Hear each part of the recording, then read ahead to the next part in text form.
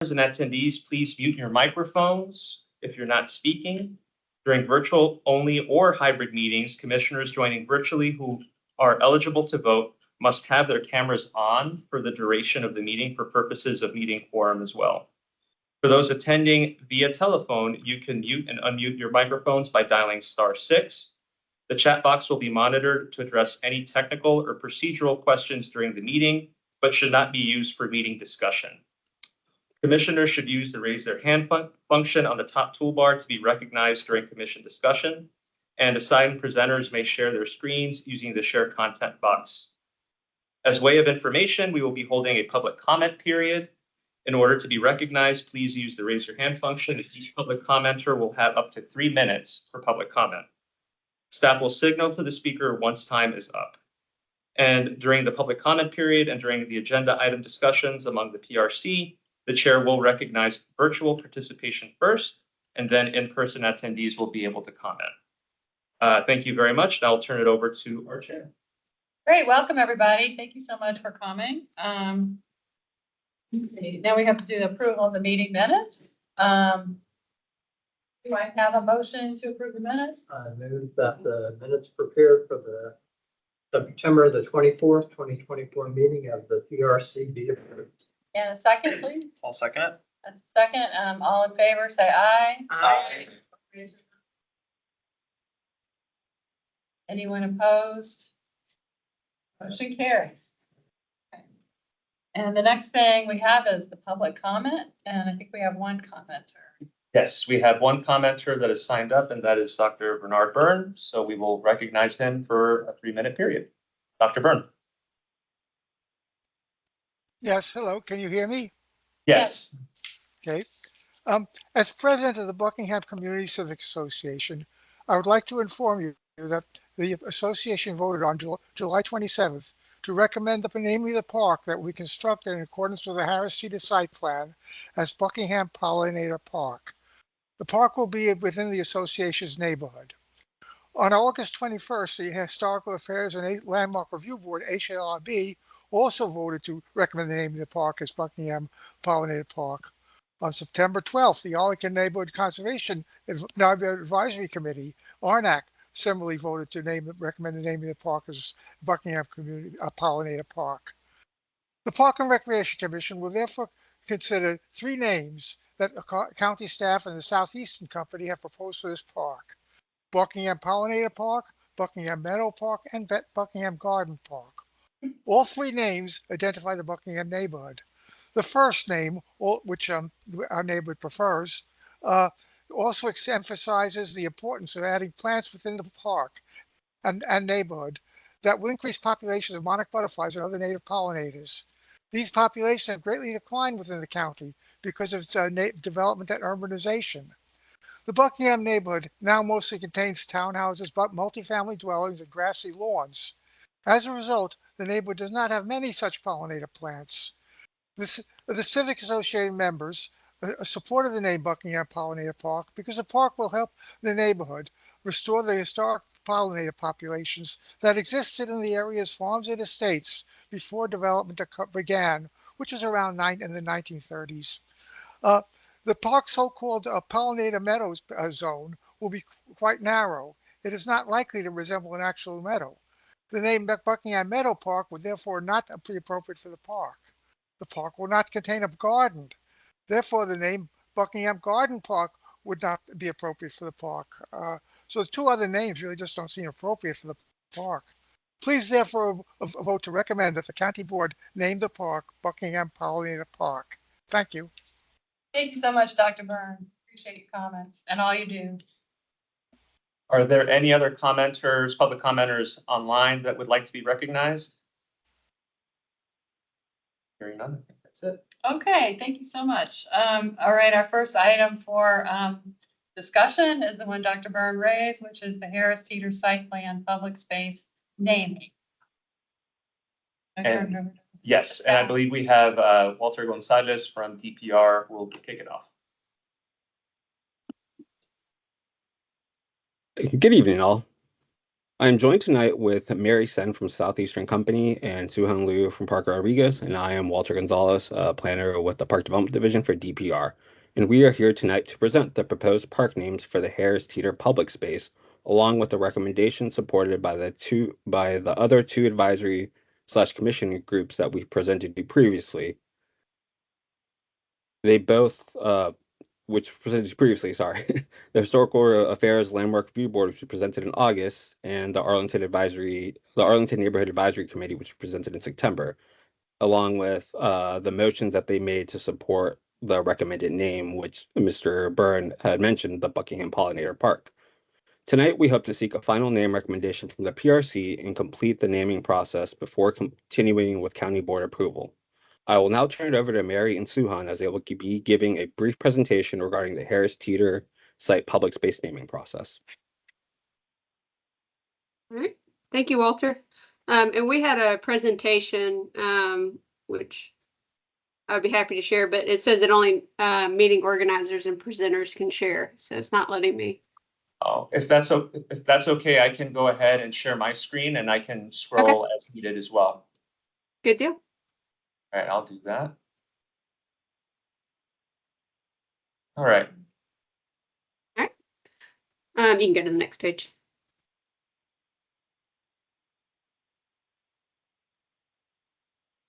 All right. So as Walter mentioned, we have a park which is located between North Tazewell and North Thomas Street. We just finished phase 1, which many of you may know is the Harris Teeter and the Urba apartments. We recently started phase 2, which you may have noticed, demolishing the old Harris Teeter store. It'll also include additional apartments and then this public park as well. The intention of this engagement, as Walter mentioned, is to identify a park name which highlights the usage and the broader purpose through the ecological, cultural, and geographical characteristics. The overall site aims to educate visitors about the ecological sustainability by immersing them in the landscape and the greater ecosystem.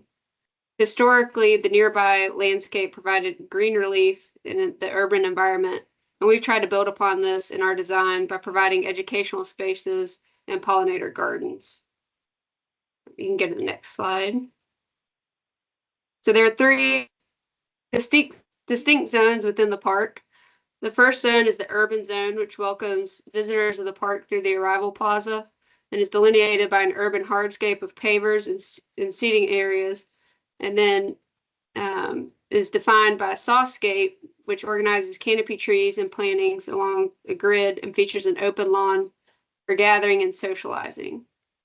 The next zone is the pollinator meadow zone, which invites visitors to traverse through a soft meadow landscape along a flowing landscape while also incorporating a dog run. And then we have the woodland zone, which illuminates the shade-tolerant plant species in the dense canopy of the existing trees while providing visitors with the opportunity to learn about the site ecology or to just enjoy the landscape and for reflection and recreation. So you can see all the different pictures and examples here on the right, and then the general layouts on the left as well. You can go to the next slide. Okay, and so we've proposed 3 names, which Dr. Byrne has mentioned. The first one is Buckingham Pollinator Park, which eliminates the pollinator wildlife present throughout the park. And we are encouraging active learning through informational signage about the pollinator species. The second name is Buckingham Meadow Park, which draws its name from the pollinator meadows within the site. And then the final name is Buckingham Garden Park, which highlights the history of the nearby Buckingham Village Historic District, which housed the garden apartments and utilized the design principles of the Garden City to set a design precedent for the greater Arlington County region. And then again, these are just some example photos, which include some different features of the park on the right. So those are our 3 names. As the others have alluded to, the Buckingham Pollinator Park has been chosen by the other groups as well so far. So that's all that we had today. But we appreciate you guys having us. And we're looking forward to this next phase of construction and getting the park built. Thank you. Great, thank you so much. Is that the end of the presentation? That's it. Okay. Checking. There's just an informational slide, but that just shows the process. Yes. Okay, yeah. The next so- step is the board meeting. Okay, so our commission is charged with making a recommendation to the county board as to what the park name should be. And so do I have a motion? I guess we're gonna have a little bit of discussion. Yeah, let's have a motion first. Motion to open discussion. Motion for discussion? No, motion to name the park. Oh, We're not gonna have wanna discussion discuss on, first? on this. We're not gonna deliberate. Well, usually you have a motion first and then you discuss the motion. Okay, well, all right then. Don't you? Motion for this board to recommend to the Board of Commissioners that the park's name be Buckingham Pollinator Park. All right, do I have a second? A second. Okay, now we can have discussion. Andrew? At least my rationale in this is, I mean, if the local organizations, local civic organizations support that, and the investment in the park is already in pollinator habitat, and the emphasis is on having signage and not just for native habitat, but also just for learning. I think it's good that it named that so people can be more drawn to it for the explicit reason of teaching their kids about pollinators or teaching them about that. So I think it's a no-brainer for people like that. And I think having it as Buckingham, because it wasn't part of the discussion whether it include the name Buckingham or not. Buckingham was in all. Oh, okay, they were all three. Okay. back in the day, there was a discussion about it. But I think it's good to just have the name. So Okay. anyway, that's my 2 cents. Thank you. Anybody else? I agree, Andrew, completely. When we had originally gotten information about the site design as a whole and the park itself that will be created, I think pollinator really fits in well for the urban forestry aspect they're trying to bring into the very small parcel with some fruit trees, hopefully, and also the fact it's like a thoroughfare. It's not exactly a meadow, it's not exactly a forest, but definitely should invoke that you're stepping into a natural place of some sort. And I think Pollinator Park is perfect. I'm so enthused that the HLRB, the Historical Review Board, and the neighborhood, which the name matters the most. I used to be a resident of the Buckingham neighborhood as well. And I think it's great that we all come to a consensus. This is the way it should work. Yeah.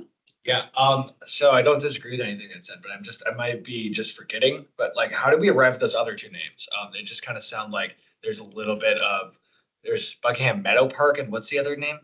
Garden? Staff proposed. Staff proposed them? Okay, so that was, the consensus was around the Pollinator Park. Okay, yeah, I generally agree if that's the broader consensus that's going like that.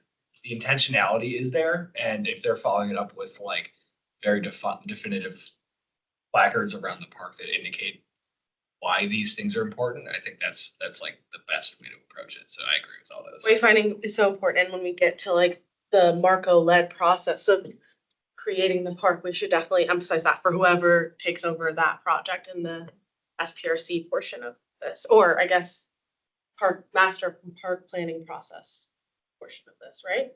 I think this is actually a park that was developed as part of the SPRC process. Oh, amazing. So it's already So, done. yes. Okay, great. So the wayfinding This is just for the naming, yep. Wayfinding should be something we definitely emphasize regardless. Could we actually pull up the presentation again? I think we can maybe use Neil's comment as a learning moment for some of our newer members.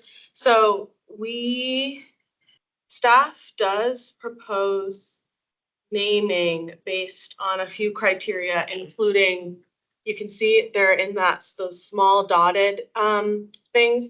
Yeah, thank you. They look for ways to connect with more than one of these categories, and all 3 of them were able to get that in there. I think for us, one that's becoming challenging is the historical. This is just for discussion. I'm just discussing, but the historical part is hard because we've talked about how we don't like names in our names anymore, because what if they do something bad or they done something bad? Covered that they did something. Right. So just something to think about, but no problem with geographical and ecological. Yeah. In this particular instance, I love the historical link to pollinator because it highlights that we are losing pollinator species. And it's the first time I've seen that and that, you know, a proposal such as this one that links climate change to history. So, Love it. I'd also like to thank Dr. Bird for coming. He is passionate about butterflies and pollinator plants in general. So for that reason alone would be enough for me to be in favor of this name. Is there any more discussion? Melissa, did you have something? I was gonna say I support the name. All right, if there's no more discussion, we're ready for a vote. All in favor, say aye or Aye. all opposed? Motion carries. That carries, and I believe, how many do we have online here? We've got Daniel. Is it just Daniel? And let's see. Claire's here. here too. Claire as well. Hey, Claire. And me get to vote. No, no, just the voting members are okay. within the commission. So I think that would be 10. Right? And thank you to the people who showed up so that the people online can actually have their votes count. Okay. All right, so we're ready to move to the next thing. Yes. Thank you so much, staff, for coming. Mary and Walter, we appreciate all your hard work and look forward to seeing you. Thank you all. Have a good evening. Thank you. All right, next up is the Crystal City Block W site plan presentation and discussion. Maybe one person in the lobby still. Oh. It's one next to the people. So if you click on the They kept people, going, it and they kept opens. going to 2 otherwise. Oh, is that? Wow. Oh, sure.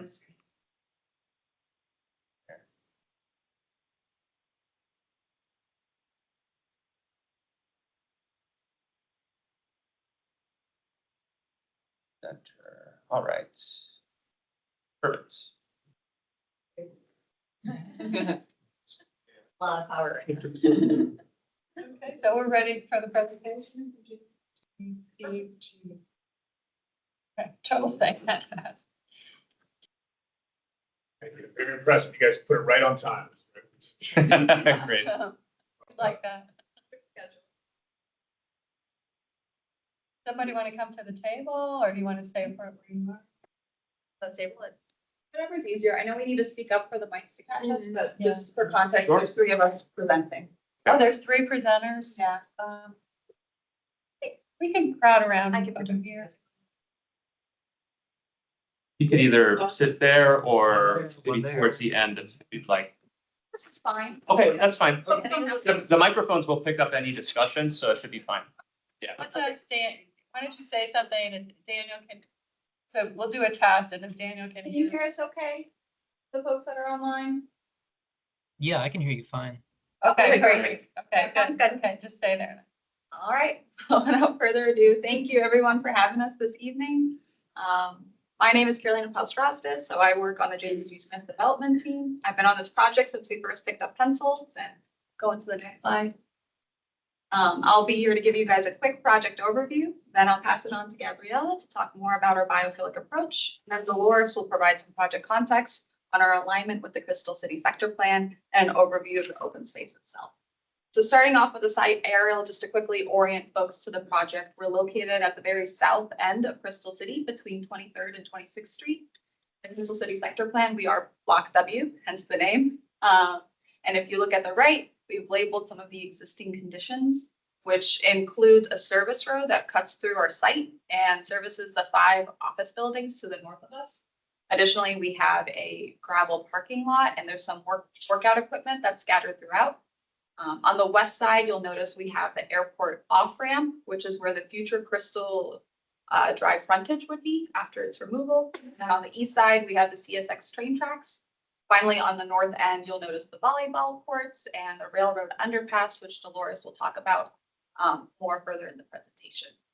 So a couple more views, sheds, just to make sure everyone's oriented. The first on the top left being off of the airport viaduct, looking down into the site. The one on the right now being from underneath that airport overpass that I discussed previously. And then a quick picture from the northwest corner and the service road. So, looking at this, it's pretty prevalent. Sorry, go back a slide. It's pretty prevalent that the first step is removal of the airport off-ramp. So that's separate from the 4.1.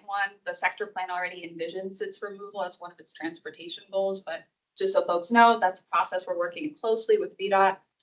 They wanted to conduct a traffic study first, so we submitted some scoping forms earlier in October, and we'll be meeting with them in person in November just to get aligned so we can get that started and just make sure we're on the same page for the project timeline and milestones. So now, without further ado, the Block W project. As you can see, this is a mixed-use residential building, and we're featuring a warm industrial design inspired by Crystal City's history as a brickyard and the neighboring CSX tracks. This project would adopt GPI standards and deliver retail on the northwest quarter of Crystal Drive and provide 369 units averaging over 1,000 gross square feet to the community. We're really excited about this because it helps diversify our pipeline of new construction with what JBG Smith has delivered recently and also entitled last year. So for context, this project is skewing 40% of the units being 2 and 3 bedrooms, which are more family styled in comparison to some of those other projects I referenced, more focused on the studios and the indoor 1 bedrooms. And then the last thing I wanted to note to help highlight the housing diversity offered is this is going to be our first project doing affordable units on site. So we're pretty pumped about that.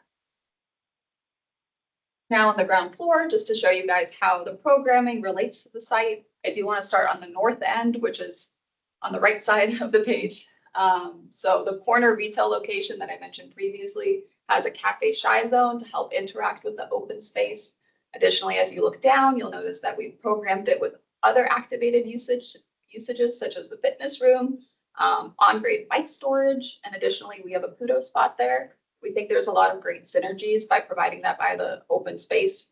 Imagining, folks getting dropped off for Wednesday night volleyball or something and trying to get that traffic off of Crystal Drive.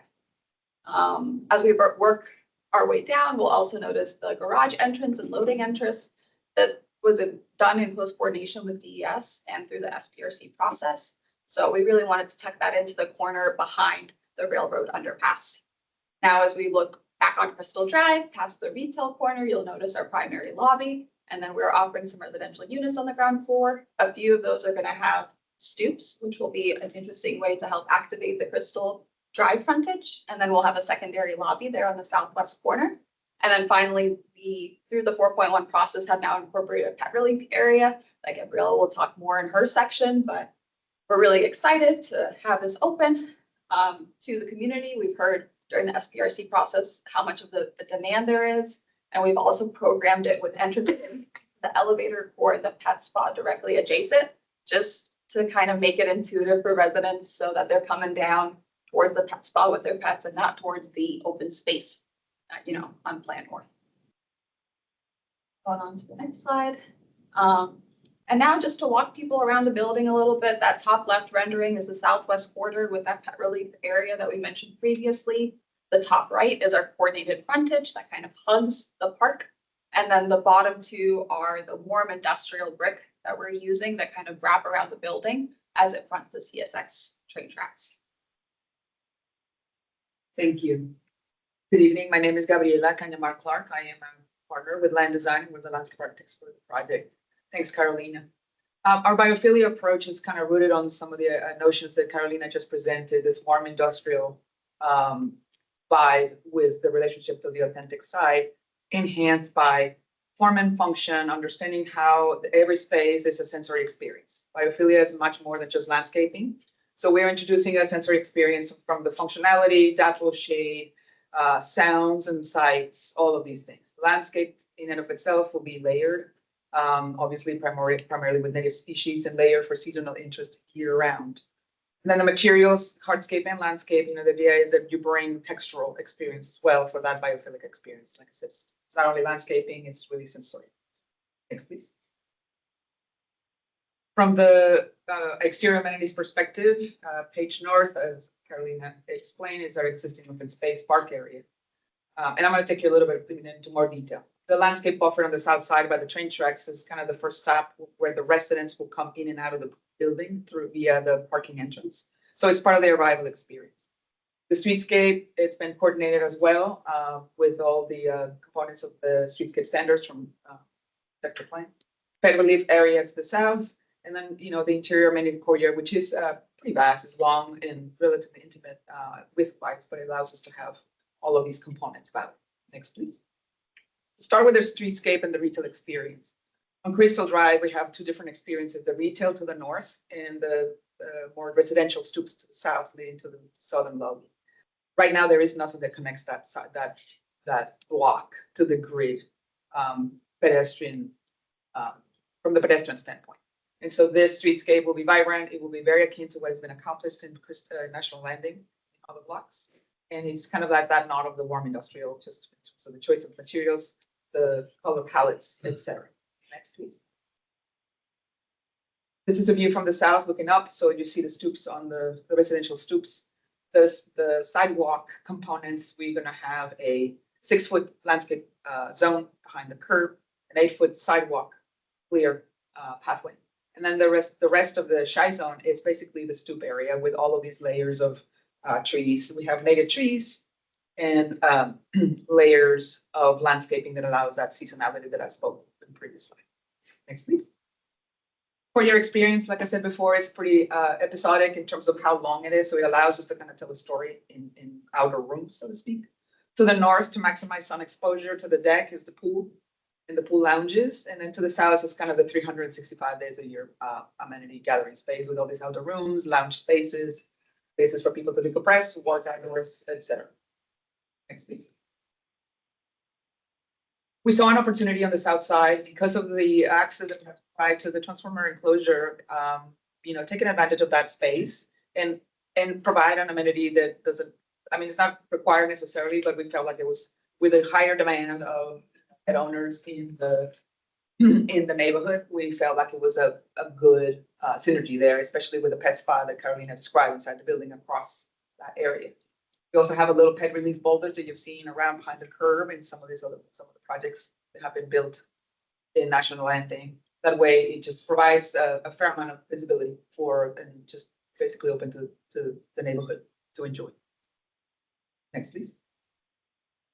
On the north side, I mentioned the sense of arrival for the residents and how they have to come in off of Crystal Drive and then go east on that drive aisle to get to the parking garage.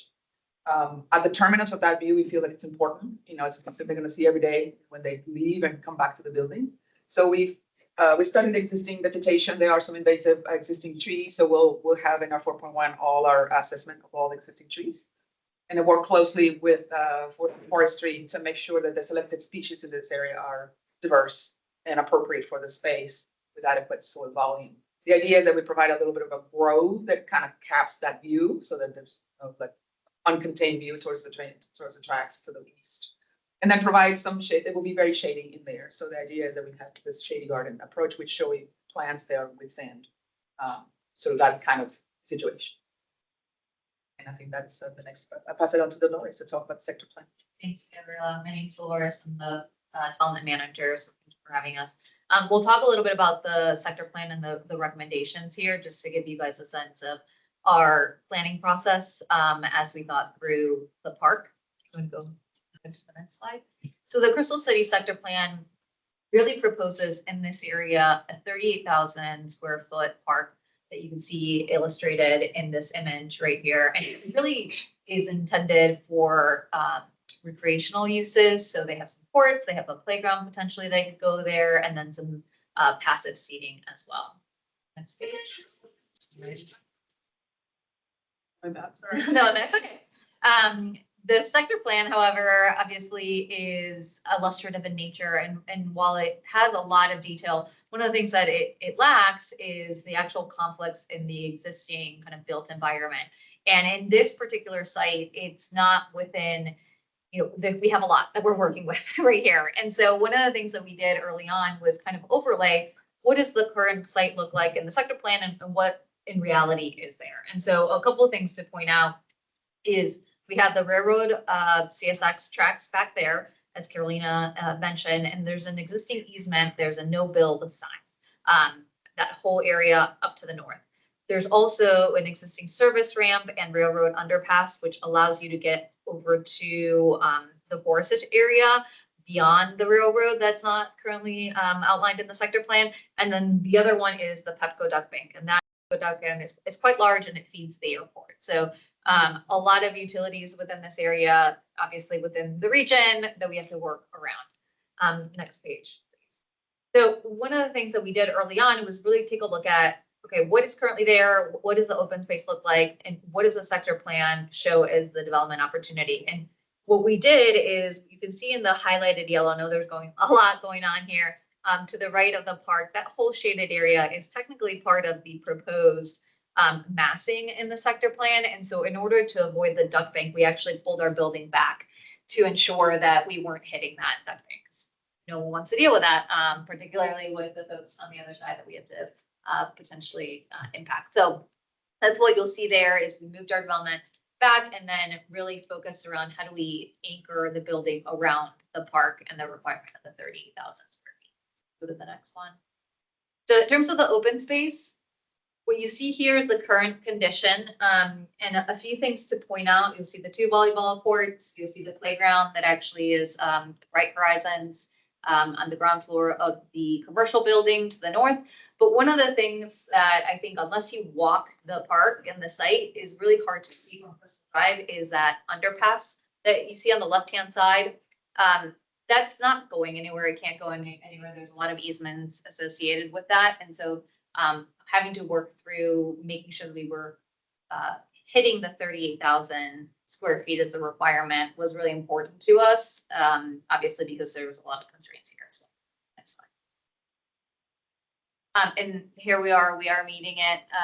The dashed area on the right-hand side is what we will be easing over to the county for the park improvements and modifications to go through the normal DPR process. One thing to note is that we are going to be easing the park over with the current improvements throughout construction. Once we go through that process, if we were to have to stage in the area, we have already committed to coming back and basically providing the same improvements as it is currently today. And then from a coordinated frontage perspective, again, as I mentioned, when we were going through the architectural components of the design, definitely there are some requirements within the sector plan on the coordinated frontage on the north side of the building. And so we really thought through how do we articulate it in a way to highlight the park with the active uses on the base, with the, as Carolina mentioned, the fitness, and then the at-grade bikes, as well as the retail, all really fronting the park and really calling attention to that particular site of the site. Thank you, guys. Thank you. Thank you Happy so to take much. any questions. That was a lot. Shruti and Claire have been our representatives on this site plan. Sure. So I leave it, I was gonna say Shruti and Claire could lead us, but since Claire's on sick, why don't we have Shruti kick it off? I was actually gonna say, Claire, is there anything you'd like to comment on first, or your point of view on this letter that we're gonna write that you want to share with the group first? I'm happy to get started otherwise. Yes, absolutely. First and foremost, can you all hear me okay? Yeah. Okay. First and foremost, really want to applaud having that designated space by the CSX tracks be allocated primarily for green space and trees and plantings. I think that's a fantastic usage of space, especially because there were quite a few suggestions of having just maybe like greenery and having a railway watching station. I think that they really made that space supportive of our biophilic goals at Parks and Recreation and supporting wildlife. So that's fantastic. I guess I have a couple of follow-up questions. I know at that last SPRC meeting, there was more discussion about those plantings and the focus now really being on that aesthetic and textural experience for people. But I know that the Natural Resources and Forestry Commission, and I think a lot of folks here at Parks and Rec would recommend that having having plantings that are primarily native and will support, again, our ecosystems and wildlife as well. I would suggest having, taking a look at those plantings and making sure that that aligns with supporting biophilia.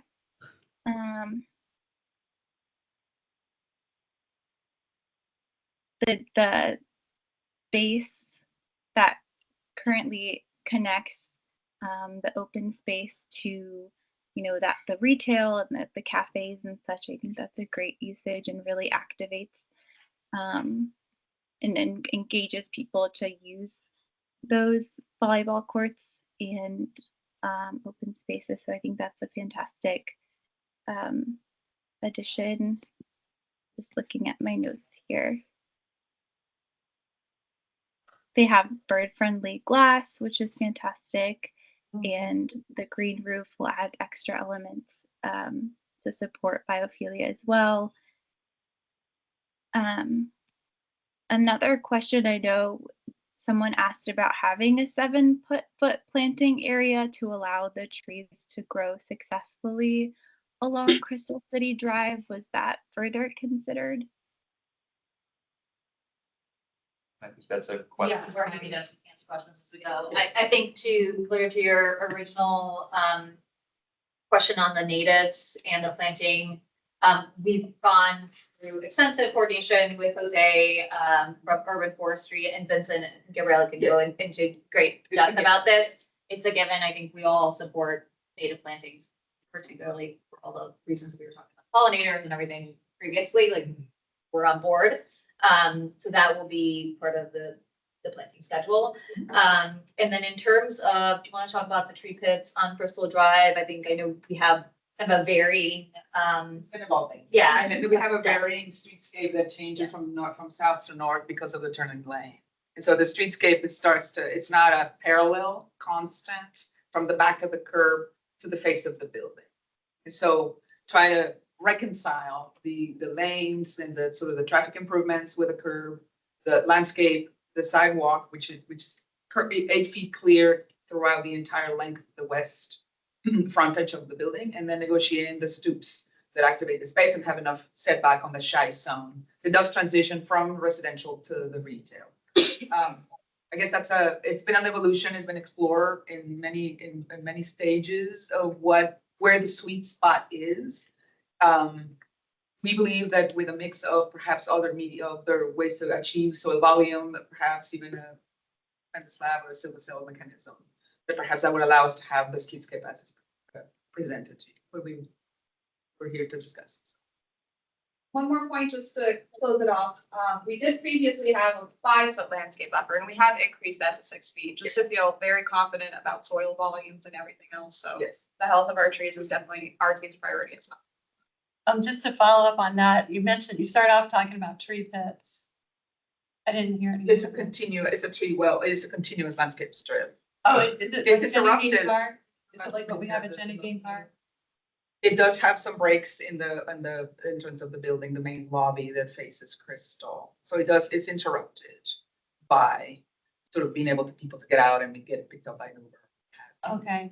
At Jenny Dean Park, are you familiar with the tree pits there?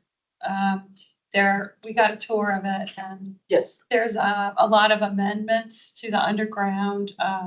The trees are actually planted and basically a plaza with a little bit of, but there's a lot of tree soil amendments and other features. I couldn't tell you in detail, but Vincent would. Is that what you meant by tree pit, or no? No. It's more continuous, and we'll pull it up. I think the interruptions are really where folks are crossing the street, or if there's a bike, like 2 areas for the bikes to come and park. But other than that, it's pretty continuous. So it's just going to be a natural dirt area that the trees are. We actually have fencing around it as well, but you can see, Gabby, if you want to stand up and show them exactly where it is. For folks online, Yeah. it's kind of hard. They won't see my cursor. You see the continuous landscape, and I guess a landscape panel. or landscape zone rather than tree wells, right? So they're not individual. So you see the street trees and the ways that it's cut through is when there's a crossing or the lobby, which is interrupted right about here where it coincides in the floor plan of the first floor with the main lobby of the building. And so this is where I meant by varying, you know, like the streetscape varies, it's not constant from north to south, and you can see from the standpoint of the traffic improvements. And then to maintain that 8-foot sidewalk consistent. So this is between the shy zone on the retail side, on the residential side where the stoops are located, and you know, the distance from the, pardon me, from the the back of the curb to the edge of the sidewalk.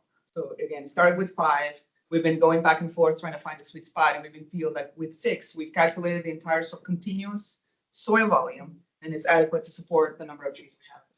I see. Okay, thank you. While we're on that, I think this is one that we may want to include in our hand guide for SPRCs going forward too. We're seeing these differentiations from site to site or treescape along edging, you know, perhaps we add that. Okay. Claire, did you have anything else? Because I want you to continue. You've been following this very well. So was there anything else that you wanted to add from the notes?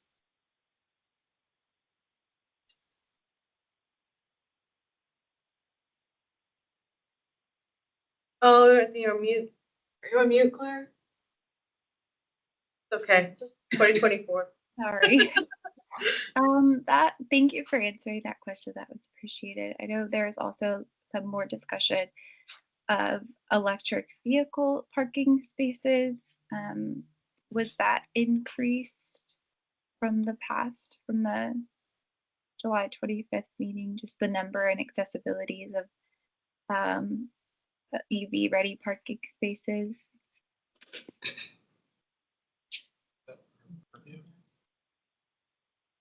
Yeah, we can pull up the most recent count for you.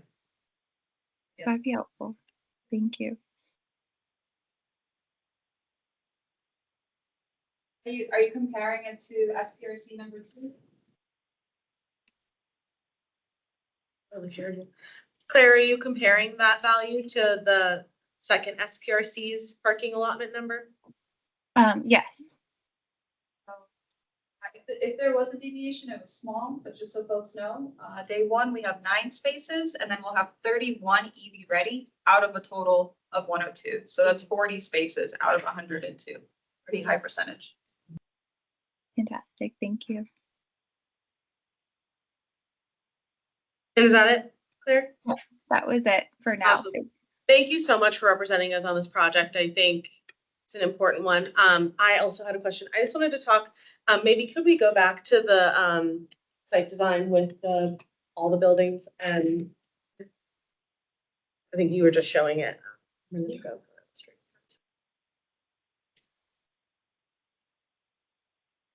Yeah. Illustrative or the Yeah, basements? just the full site layout. Yeah, that one. That's great. So obviously the courtyard and the green roof are not going to be part of available to the full public, right? And I know there's been a lot of discussion about creating a continuous feel among both what's inside or available to the residents and what's outside and on the street. And I think that's awesome and really great. I think the next step is obviously to coordinate when the opportunity arises for the potential open space park area on the opposite side of the street, that when we get to final finishes, that aesthetic and look and feel that is biophilic and is, you know, with the design of the whole area is, it's possible for the county or at a lower maintenance cost to replicate that vibe, for lack of a better word, in the future. And I know that comes down to the species level and we're not there, but yeah, I think this is really great idea making and it's really good planning from the plans that we are seeing for the future. Let's make it as seamless as possible to have that be a reality. Yeah.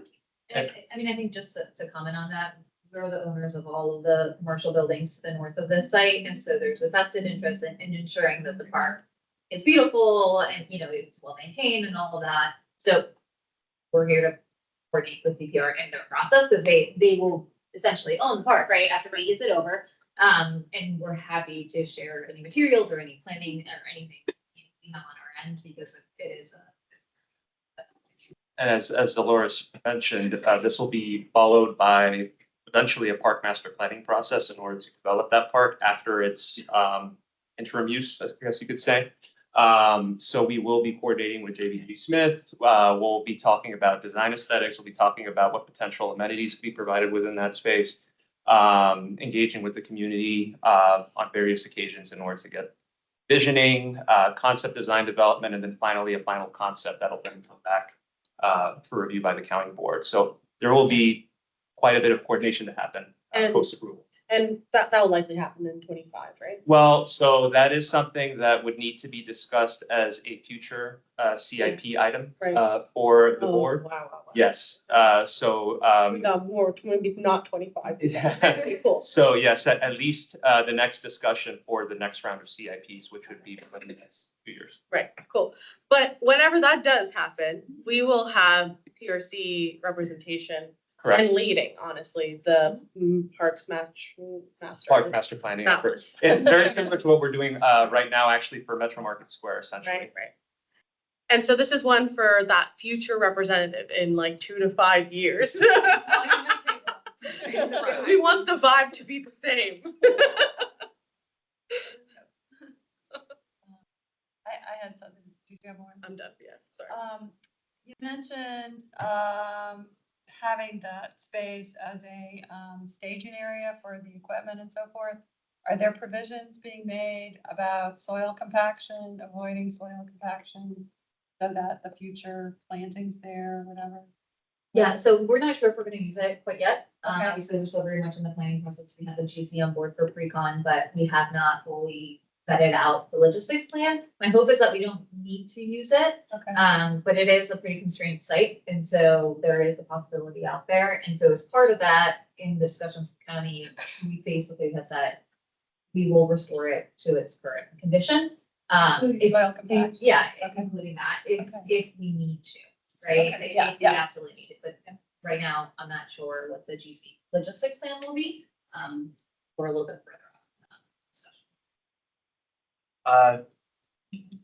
All right, any other comments? Yeah, I live in Crystal City. I first do want to thank you guys for being out. I know this is well past your typical working hours. I do development myself in my day job, and I've been to more than a few hearings myself on the other side. So I really thank you guys for being out late.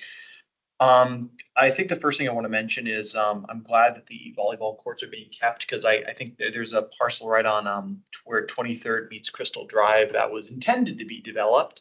And I think higher interest rates probably got in the way of that, but it has since blossomed as being sand volleyball courts in the interim. So I'm really glad that kind of high demand in the Crystal City area is being met by keeping volleyball courts, even if they're going to be oriented differently and rebuild after construction. The other thing I'll say is that site, as it currently stands, that part of Crystal City is very much I don't like using the word blight because it's not, but it's very marginal land right between the train tracks and a off ramp for an elevated highway. It's extremely hostile to pedestrians, not just because there's a lack of crossing right there, and it's right at the where kind of a road becomes a street. It's the most deadly area you can imagine for pedestrians, and it also on both sides it's commercial buildings. It's not really residential space, and as Crystal City changes, we're definitely seeing it on the north side, definitely closer to the metro stop. It's definitely nice to see those changes moving south. So I mean, everything about this project is definitely an upgrade over the status quo that I'm very, very glad to see. I guess you mentioned very briefly crossings. I know this is not at all about traffic, and I know that's not explicitly our prerogative, but is there intended, as kind of the roads narrowing with the loss of that off ramp, is there intended to be crossings in that area? Yeah, so we're actually adding a full signal and updating another as well. There's a significant amount of transportation improvements as part of the project. Excellent. The only other thing I have to say is that clearly you guys have done well with due diligence in terms of keeping the dog relief area on the other side of other recreation, because there are issues with owners with that. Everybody tries to pretend otherwise, but no. Definitely costs to having high levels of dogs in an urban area. I don't really have any other comment other than this. The development you guys have been doing in the last few years in Crystal City has been nothing short of outstanding for people to live and recreate in.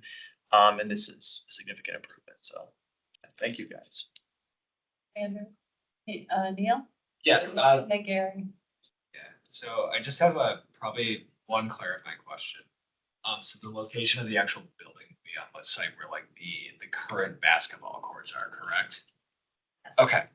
And then with the kind of the public space that's envisioned with this specific project, the 38,000 square feet, I think it's mostly already existing public space, right? So is there kind of like with the building construction, it's losing open space, right? We're losing open recreation space with that. So let me rephrase what you're saying and clarify a few things. The basketball court area has always been envisioned to be temporary. But yes, that will be going away. Okay. The volleyball courts are actually not public, they're private, they're owned by JPG, and we would be making this a public park. Okay. For DPR to do its planning. So whether or not they become like something else later on, Right. but that is a park that we maintain, and it's private. Okay. So we're easing that over as part of the community benefit. Okay. And then that landscaping portion, I guess landscaping's not the word, but it's that biophilic strip that's like, it's adjacent to CSX, is that correct? Yeah. Okay. Is that going to be public accessible, or is it kind of just like existed to kind of be a biophilic element on its own? I mean, you can walk there, certainly, like, we're not gonna say like, don't walk there, but it's not. You're not building trails through it, We're not building trails. Okay. And we had the discussion about whether or not we would ease that over, and we're happy to do that. I think and Marco, correct me if I'm not speaking on a turn here, but typically the county prefers it to be one larger area that's eased over and not piecemealed, just from a maintenance perspective. And so we said, we'll still redevelop it and make it nice and people can still go on it. We're not gonna kick anyone out. Yeah. But the easement is to that larger area, so it's easier to document and so on and so forth. Yeah, the larger contiguous space is easier for master planning purposes as well in terms of what we can envision for that site. So when we conduct the park master planning effort in the future, we'll be looking at the PSMP level of service analysis, seeing if the existing amenities make sense here, what could be imagined in the future, what the sector plan calls for. So these are all the different things that we're going to be looking at. I think that was going to be another question I had, is how it relates to the PSMP with its Right. goals go for that, like that sector, because I think that's a good thing to have there. Yep. But when it comes to how does the county like quantify that, and how does it fit into the broader PSMP? Correct. PSMP stands for Public Spaces Master Plan. Yeah. Gary? Sorry, were you done? Yeah, those are the questions I had. Thank you.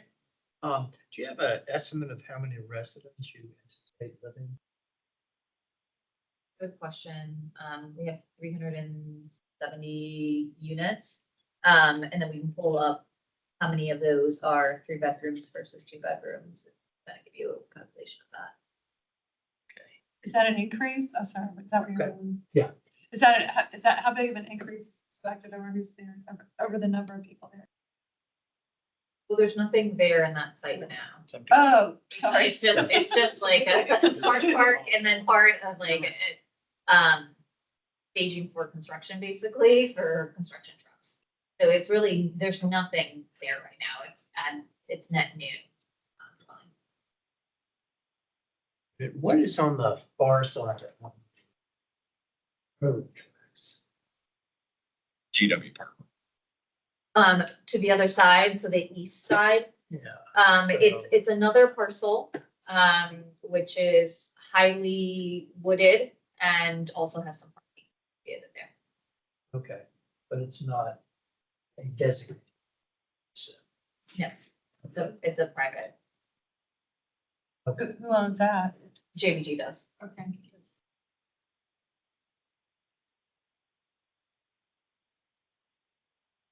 Gary, you interrupted me. yeah, no, that's all I had.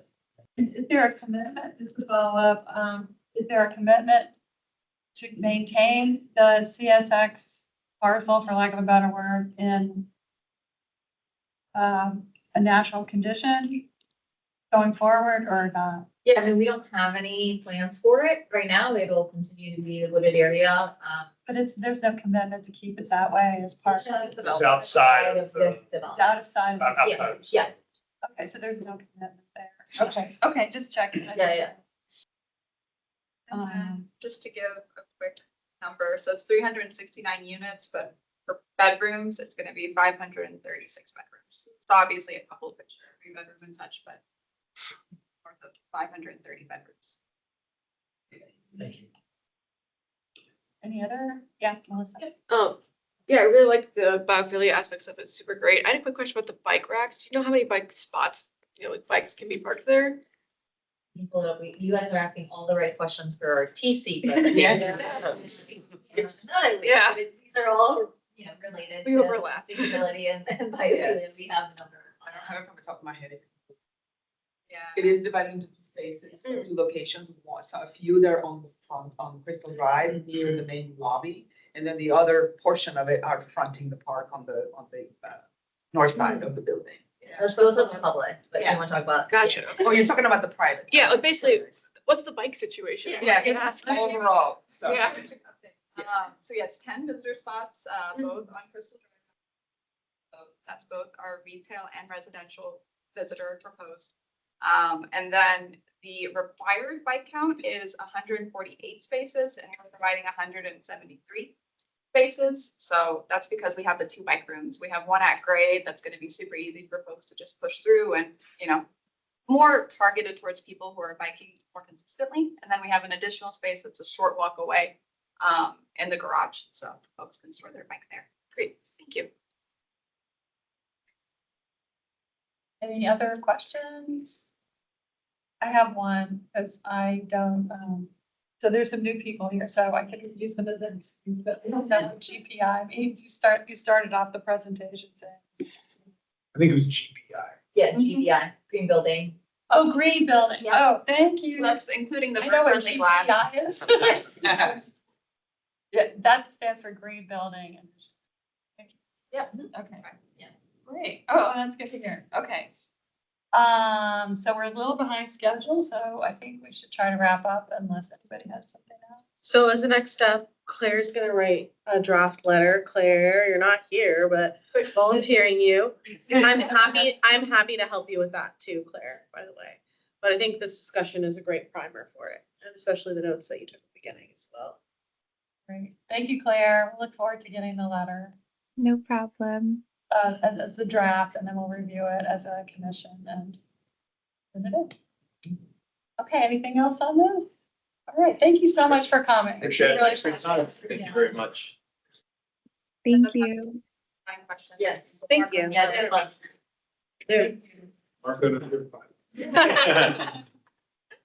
All right, we have the next up in 10 minutes, the deer management plan. And that's already 10 minutes behind. So John, I don't know if you could speed talk. But you're up. I can. It's at the leisure of the commission. So I can cut content as we go, depending on how we're doing on time. Let me present in teams here.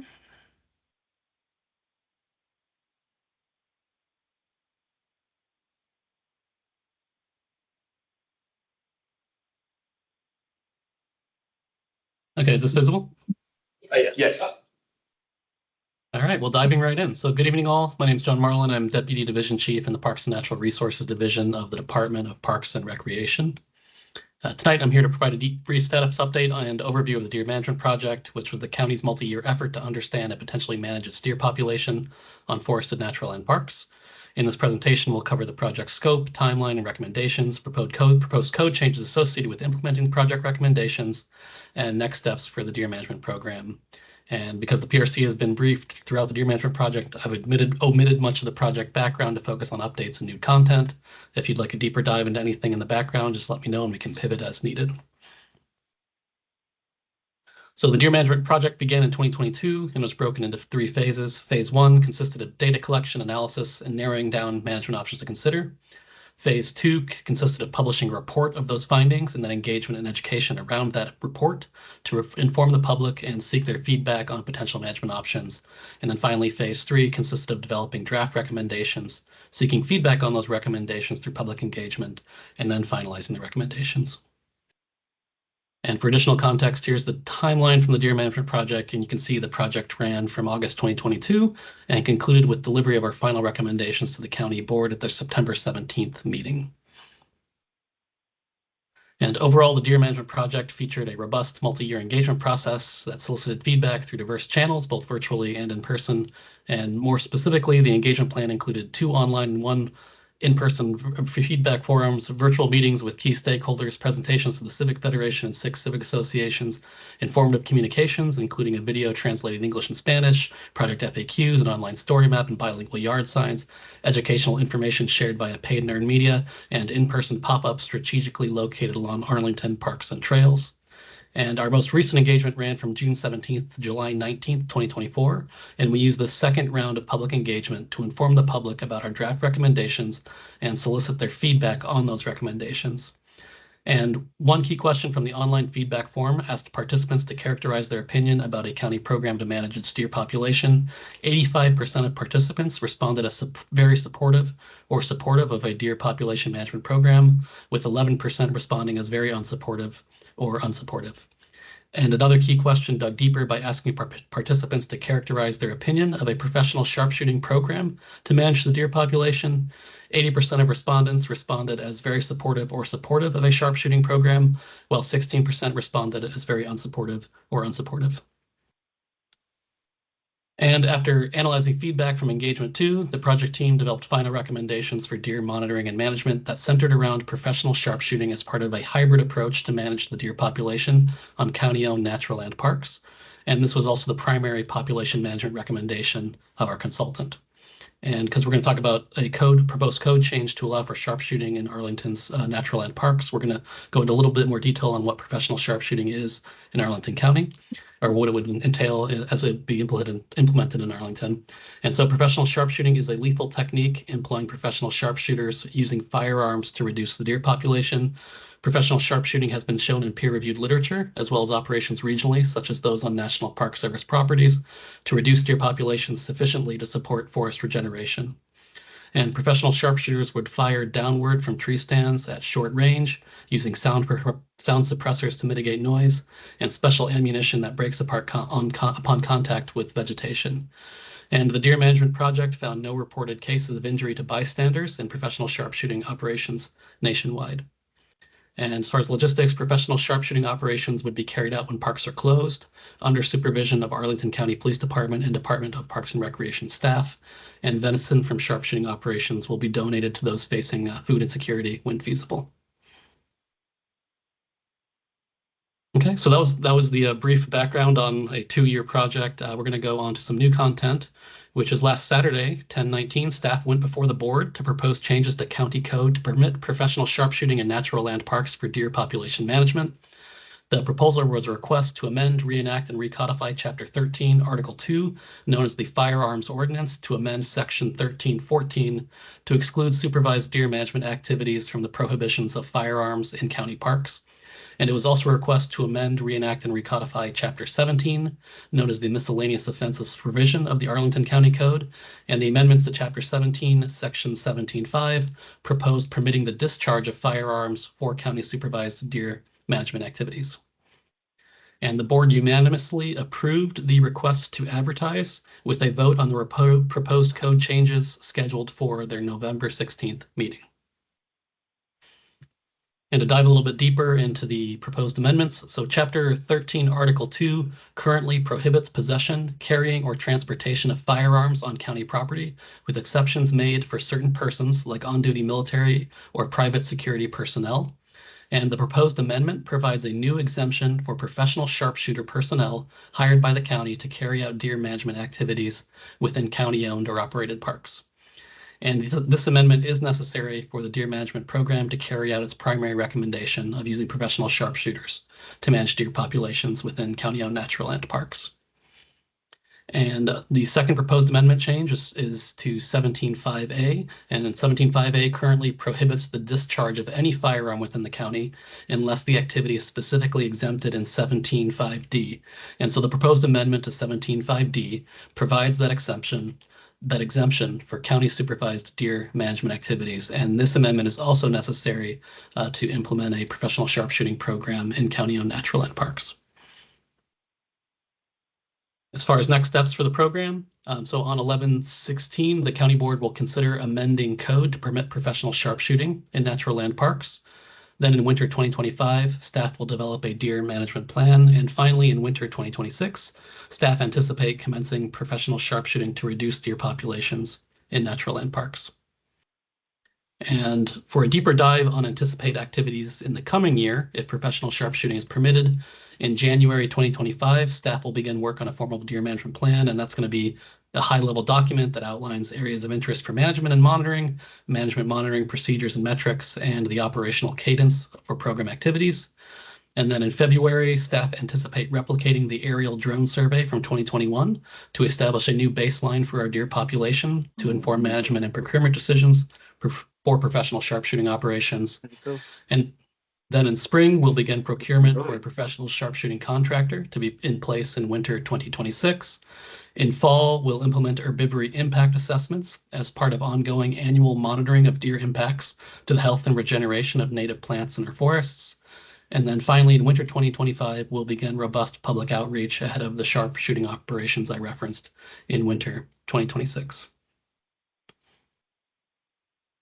Yeah, and that concludes this brief update on the deer management project. Again, I went quickly and skipped a lot of the background, but if you have any questions, I can answer them now. Great, thank you so much, John. And I sent to everybody a proposed draft letter. The state of the situation is that right now the county staff are engaging in public engagement.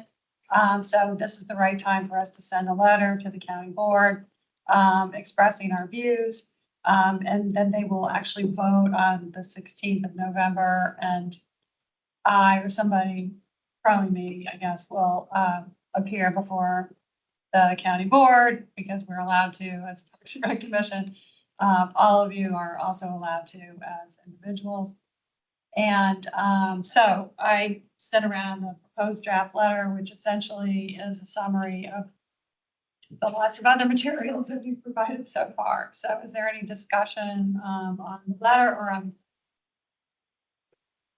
I think that not excessive, but high levels of due diligence have been done. I think they've obviously been studying for years as to whether this is best practices or not. Clearly, there is public support for this. Clearly, there's been extensive outreach. I really don't know how much we have to add. Yeah. This has been a subject, I'm like excited that we're closing it out, but this is a subject that I've had to do a lot of learning about. And in talking with folks who are not in this county as well and our neighboring jurisdictions who've already adopted these plans. It's been a great learning process, but also seems inevitable and necessary.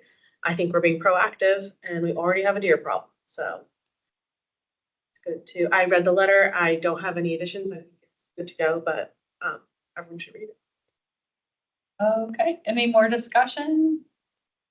So the sense of the group is that we will send in that letter. Okay, wonderful. And thank you, John. Yeah, You are thank a speed you. talker. Thank you all. Have a great night. Aileen appreciates it because we're 10 minutes behind. Yeah, no problem. Where are we now? We good? We're good now. We're Not caught up, quite. yeah. Actually, we're only 3 minutes behind, so. Wait, really? Yeah. Because of John. It's so Yeah. true. That's I misread it. I thought he was done at 8. Trying to share. Think you're good? Yeah. Okay. Please go Should ahead. I launch? I'd like to introduce everybody Sure. to Aileen Winquist Yeah. at the, can you tell us your title? Sure, I manage communications for our stormwater program, and I know some of you, Gary, I know I don't know if we've actually met in person, but Lots of I correspondence. know we've had lots of correspondence. And I just want to say one more thing Yeah. before you get started. Sure, go ahead. Stormwater interacts with parks. We have two specific examples.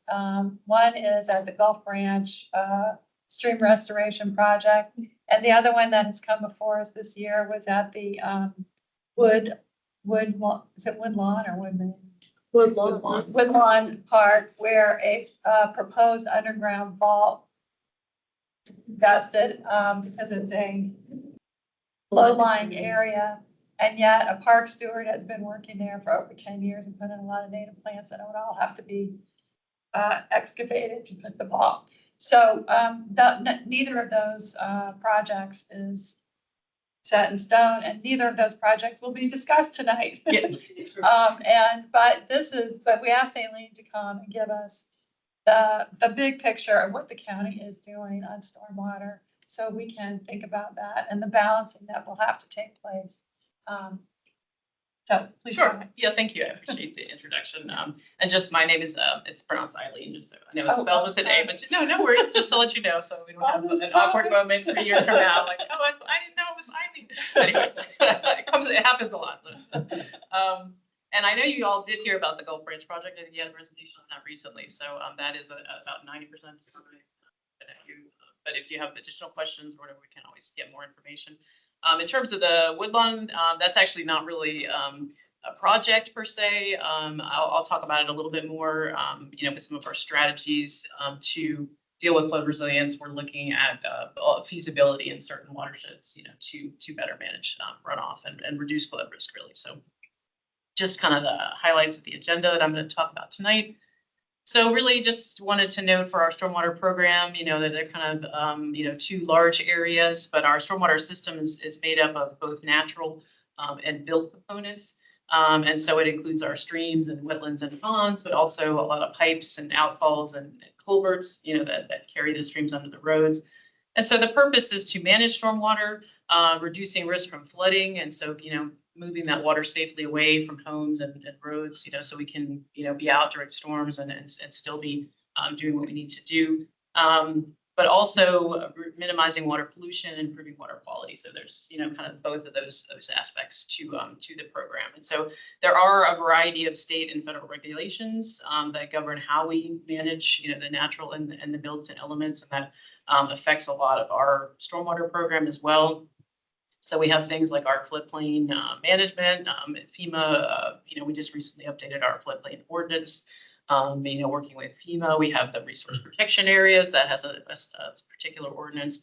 We have development requirements, for projects, stormwater management requirements, and that relates to pollution, coming from those. So just a lot of different aspects to our stormwater program. So this just kind of gives you a quick overview of our system, just kind of, to give you some ideas. So we have almost, again, 300 miles of stormwater pipes, a lot of structures, that are combined with those pipes, about 30 miles of our, streams, natural streams remaining, a lot of impervious surface, obviously, being a very, urbanized area. And then also the SWIMPs, which that stands for a stormwater management facility. So, so we have a lot of public stormwater management facilities. So that includes things like rain gardens and green roofs and pervious surfaces, all those, that help to manage and filter stormwater, but also a lot more private stormwater management facilities as homes are rebuilt, we require, and other redevelopment, for example, like even with the JBG project, all those private facilities that are installed. So quite a lot, and that number increases by hundreds, every year. So that's kind of a large workload. Actually, it's sort of, managing all those. They require regular inspections as well. So some of our current challenges related to flooding, are related to our historical development patterns. Arlington developed a lot in the 40s to the 60s, and I know Marco had shared, I don't know if anybody had a chance to look at the story map links, or maybe, in the future you can do that, but we do have a couple story maps that talk about, some of this and kind of give a little bit of background. But you can see the map there on the right basically shows kind of Arlington's original stream network, and see all those little dashed lines are streams that are no longer in existence. They've been buried and built over. So that really contributes a lot to our flooding challenges today in some of the areas that we are experiencing more flooding. Because again, when you have a natural stream valley there, it's just a little more flexible, a little more resilient during storms than a pipe. And again, a lot of this happened a long time ago, so we're just trying to kind of figure out our strategy moving forward. I do have just a quick video. I don't know if a lot of folks were around in 2019. This are some clips of the storm in 2019 that kind of focused a lot. We did have, luckily the storm, not luckily, but it did happen in the morning. So we were fortunate that we did not have any fatalities, during the storm. But again, it just shows you kind of the severity and the widespread nature. And again, this in some of our particular watersheds where we are experiencing more challenges. This is actually in the Spout Run. Okay. So I do have a map coming up shortly that, so unfortunately, and this, linking back to where those streams were buried, again, neighborhoods and roads and things were built on top of them. So what happens during the storms is the stream, just kind of reappears there. So really that drove, a pivot of our stormwater management program, to focus more on flood resilience. And you can see some of the elements here. So we have been doing some more analytics. I'll talk a little bit about a risk assessment study that we just completed. And we do have a story map on that if anybody wants to kind of dive into that. But one thing I wanted to talk to you all particularly about tonight is looking at new types of projects, to expand our system capacity at new locations. I think we need to be thinking strategically about, all of our public spaces and looking at potential, multi-purpose use of spaces. I know, we're not the only locality. I've, attending conferences and things recently. Everyone is thinking about that in terms of resilience and sort of preparing for the future. So we also increased funding. The voters approved 2 bonds, for the stormwater management program. So that was very helpful as well for some of these larger projects. And I'll mention in a little bit, we developed a kind of an innovative program for some of those areas where we have the streams that were buried. We're actually looking at, on a voluntary basis, acquiring properties, to kind of recreate open space and allow, space for that water and removing, some of those homes and structures from those risk areas. So you can see here, this map just highlights some of our areas with more recent flooding. You can see the pink areas are kind of more, show the heat map of more flooding reports. And particularly that 2019 storm, tended to hit more West Arlington, West and North Arlington a little more severely. But you can see some of the watersheds that we are focusing on, particularly now, kind of in the list there for our focus areas. So just to kind of talk a little bit, how does the infrastructure team, how are they working to reduce flood risk in these critical watersheds? So really what we're doing is we're looking at the watershed, trying to look at it as a whole, modeling the entire watershed instead of focusing on one location, maybe that's experiencing flooding, looking at the whole system. And, obviously sometimes you can make improvements in one area and then it can cause, other issues downstream. So really trying to look more holistically. You can see on the map here, this is, whoopsie. Sorry, I'm getting a little crazy with my mouse. But, this is the Spout Run watershed, and the green pipes show the stormwater system. And so you can kind of see where those are.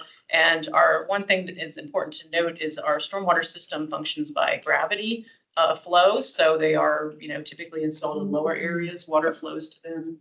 It's not, pumped to them. It flows, down slope. So that does, kind of constrain where you can, do upgrades and things like that. You can't always, even though you might have a great spot where you think, oh, we can put a vault here, it has to work with the overall system. So so another key point with working in these critical watersheds is we really want to try to do a combination of expanding pipes, or what we call conveyance, and then also adding detention. And so it's important to have both of those pieces together. If you are mainly enlarging your pipes and kind of moving the water more quickly along, sometimes that can actually cause impacts downstream or increasing velocity. At some point, that water comes out of the pipe, comes into a stream and into one of our natural areas, our parks. So again, we want to try to balance, we want to try to reduce the flooding impacts, but not, force everything downstream more quickly and cause other issues there. So, looking for locations for detention and things like that can be a benefit, to our park areas as well. And then I did just want to note that, I think I talked about the fact that the system works by gravity flow. The team also looks at other, factors when we're looking, for locations in the watershed. One thing to note is that sometimes you can't go too high up in the watershed. The sort of for detention, it needs to be more maybe in the middle to lower area so you can actually collect enough water. You didn't have an impact. It has to be able to connect well to the other system. And then obviously land ownership is important too. So sometimes people say, well, can you put it up there in the shopping center? Well, it's, we don't, if we don't know, you know what I mean? So you have to, with a lot of these, we are looking, we do tend to look more at public spaces because that's what we have more control over in terms of being able to do something more quickly, in a response. So just a quick highlight of the Cardinal Vault project. I don't know if folks had heard about this. Yeah. So this is just an example of a project, again, looking at sort of multi-purpose use of public spaces. You can see the Westover shopping area down in this lower part of the image here that flooded, really severely in that 2019 storm. This is a large stormwater pipe, an 80-inch pipe. This again likely was a stream, in the past. So a vault was installed underneath the athletic fields here at the school, and it drains about 200 acres. It's a pretty significant vault there and can hold about 4 million gallons of water. So it's really very effective in terms of helping to mitigate flood risk in that watershed. You can see the after picture there, the vault's completely underground. And so you still have the use of the fields and, the playground and the vault. Things there. So do we have data so far on how that's functioning? Sure. Yeah, actually a very good question. I didn't, include slides on that here, but we do have sensors. So we are trying to build out our flow sensor and our rain gauge network throughout the county.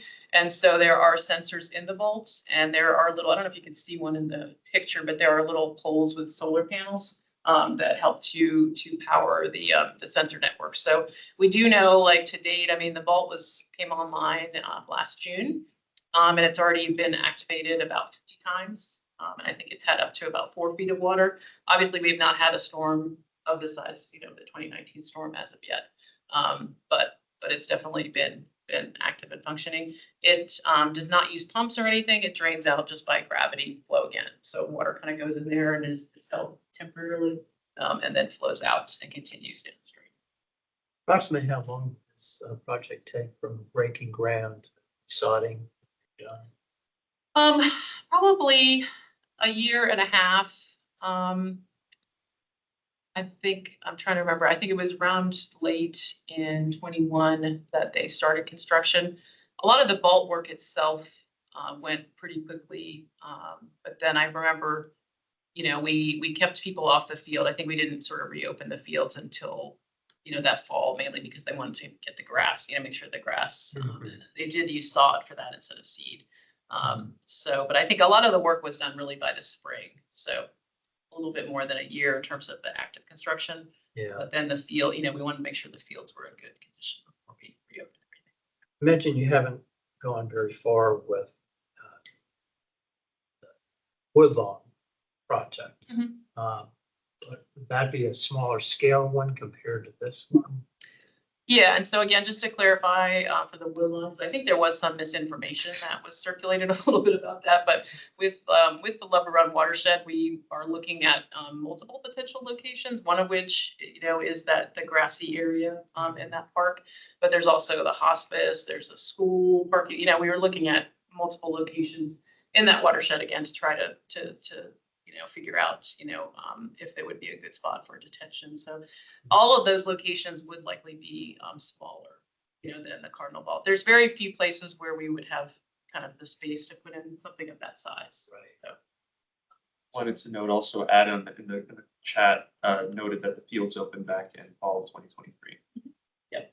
But yeah, a lot of the active work I think was done in the spring, but they did kind of keep the fields held off a little bit just to make sure the grass was well established. So we did actually, the Cardinal project kind of highlighted a challenge with our zoning about stormwater facilities in public spaces. And I don't know if y'all remember, but we came back with in 2022 and made some updates. And that was also looking at some of the public space master plan features as well with Irina. Nick and Irina and I worked together on that. So just wanted to kind of trigger folks' memory on that. So another thing I just wanted to know, we get a lot of questions are why can't we just put in more rain gardens? Like, why don't we just install more rain gardens? Bulbs are boring. And so I just wanted to highlight, that there are different types of facilities and they serve different purposes. So obviously we do a lot of water quality facilities, but they are typically smaller. They manage, smaller, more everyday storms, maybe up to an inch of rain, and they manage a smaller land area. And so they're managing water, but they're also trying to filter and remove pollutants from the water. And so those facilities usually connect to the stormwater system and overflow to the stormwater system in a bigger storm event. So then we also have quantity facilities, and they're really more focused on flood mitigation. So reducing the flood risk. They can contain up to a 10-year storm. And for example, the vault, manages water from 200 acres and holds millions of gallons. So really, we can't necessarily do one or the other. We're going to be working on both. But I just wanted to highlight that because it is a kind of a frequent question that that comes up. I know we all love rain gardens and native plants and all that. So. I did just want to share, this was a map, I think, from our recent Accelerate report, but, we talked about all the different stormwater facilities. This just kind of highlights kind of the spread of those public, but then we do have a lot of private stormwater facilities. You can see a couple of the photos there, stormwater planters, that's a green street on the bottom, green roofs. So with all these, redevelopment projects, we're getting a lot of green infrastructure. Something I've noticed a bit in that, I'm sorry, That's okay. go back one, is that there doesn't seem to be too much overlap between where the facilities are versus where the highest flood risk is. Now I understand that it takes time to do acquisition of those properties, but it's just something that I've noted in that. I've just noted. Sure. Because it seems like the worst places for flood seem to be just a few concentrated places along, I think, Spout Run. Yeah. Spout Run is one of them. Yeah. Yeah, like 2 or 3 runs that are specifically the problem areas, and that doesn't seem to be where most of the investment is. Okay. I get that it takes time. Yeah. Well, again, this is highlighting more of the quality of the water quality projects. So a lot of these are actually part of private redevelopment. So it would be, a home or maybe Weirdly, I live on Spout Run. Weirdly, people want to live on the water, right? Even though it's also next to 66 or other mosquitoes, beautiful landmarks. Yeah. Yes, definitely. Just a remark. Apologies. Yeah, no worries. Yeah, so actually that segues kind of into our voluntary property acquisition program. So this is what I mentioned earlier, some of these areas where we have, the neighborhoods kind of that have been built on top of the stormwater system, and it makes it, we've had some of the severe flooding in those areas. So this is a new strategy that the county started in 2022. Again, it's voluntary. We have kind of targeted, made offers, to some of the targeted properties that are close to the stormwater infrastructure. And if they have interest, then we are, acquiring some of those properties. And then initially, we'll use them for overland relief. Maybe eventually, if we gather enough together, where we have enough space, it might be a possible future location for a stormwater facility. But also, kind of creating some new open space areas. So, that program is still kind of evolving and developing, but I think, we're already talking with parks and a lot about it and kind of how we move forward on it. Okay. So, yeah. So just real quickly, I also wanted to mention our risk assessment study that we just completed, and I did it.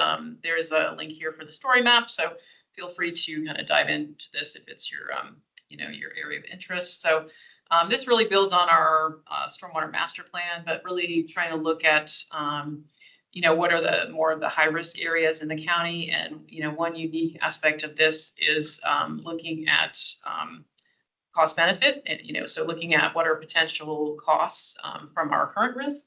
And then we can, compare that to investment costs with projects. So this shows you, for the watersheds that were studied in the ramp, potential costs, on an annual basis or for a large storm. The other great thing about the ramp is it actually does project forward, for climate change. So it's looking at some of the, potential storm impacts, for 2040 and 2070. Which is important, for stormwater infrastructure. When we build stormwater infrastructure today, it's going to be in the ground 50, 70 years. So we need to be, thinking ahead in terms of that.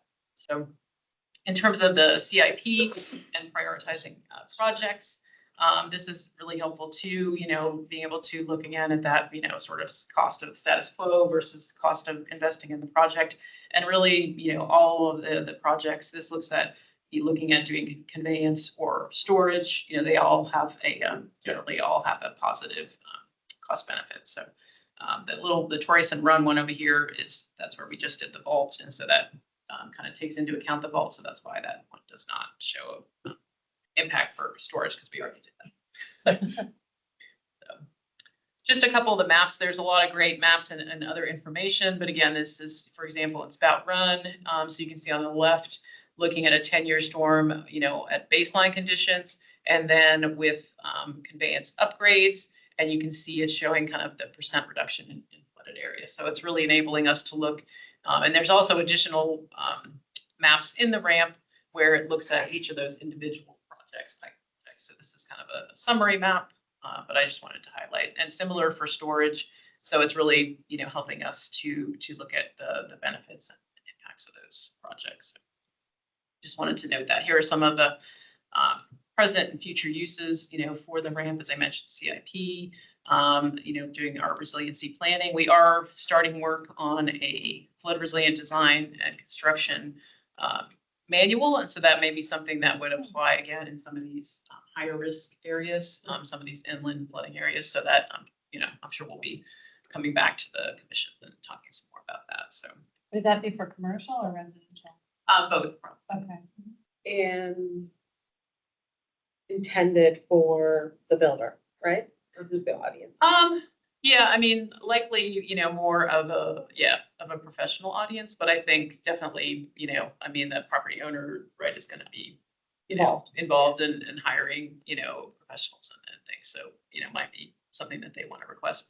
I mean, it's even possible in some areas that we might look at zoning overlays where, where we have identified these areas that are at more risk. Is that something you want to make sure people are aware? Because obviously if you're in a FEMA floodplain, you know about that, but some of these inland flooding areas, there hasn't been that awareness because the stream is buried. And so, no one was aware that that was a potential issue. So this is my last slide. So I think hopefully we're not going too crazy. So I just mentioned a couple other things. I think you all had heard about Sparrow Pond, probably likely is that prior to that going to construction, that basically is finishing up. I think they were just finishing up planting.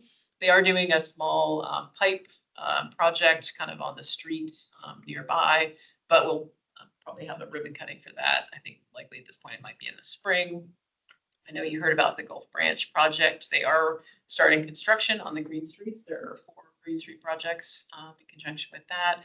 And then we also will likely be coming back to you. The state has made some amendments to the Chesapeake Bay Preservation Ordinance, which is our stream buffer resource protection area ordinance related to climate change and mature tree conservation. And so we, as a result, have to make some updates. So we'll be doing some engagement on that. I think right now they basically have been looking at the model ordinance and figuring out what updates we would be making. But that'll be probably more in the springtime. So just wanted to mention that. Hopefully I didn't talk too long. We have still a little time for questions. I know we had a couple questions while we were going. But. Yeah, that was great. And okay. We're right on time. Okay. Adam. Okay. Oh, Adam, please go ahead. Yep. And welcome. Adam, are you muted? Yeah. Shout out your question. Thank you, and I apologize for my late arrival this evening. I had committed to something before I realized that we were meeting on a different week this month.